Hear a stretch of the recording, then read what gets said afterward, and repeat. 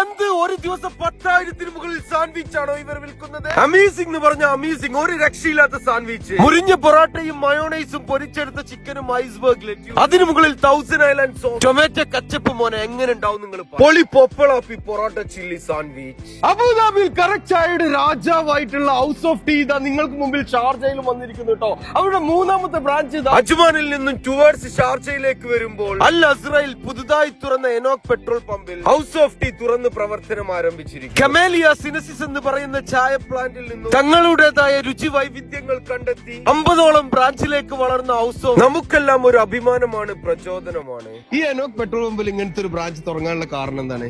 പൊതുവെ petrol pump എന്നൊക്കെ പറഞ്ഞു കഴിഞ്ഞാൽ വളരെ എക്സ്പെൻസീവ് ആണെന്നാണ് ആൾക്കാരുടെ വിചാരം. പക്ഷേ അഫോർഡബിൾ ആയിട്ടുള്ള ഒരു പ്രൈസിൽ നമ്മൾ കോമൺ ആയിട്ട് മറ്റ് ഷോപ്പ് നമ്മളെ മറ്റു ബ്രാഞ്ചുകൾ കൊടുക്കുന്ന സെയിം പ്രൈസ് തന്നെയാണ് ഇവിടെ പെട്രോൾ പമ്പിലും നമ്മൾ സെർവ് ചെയ്യുന്നത്.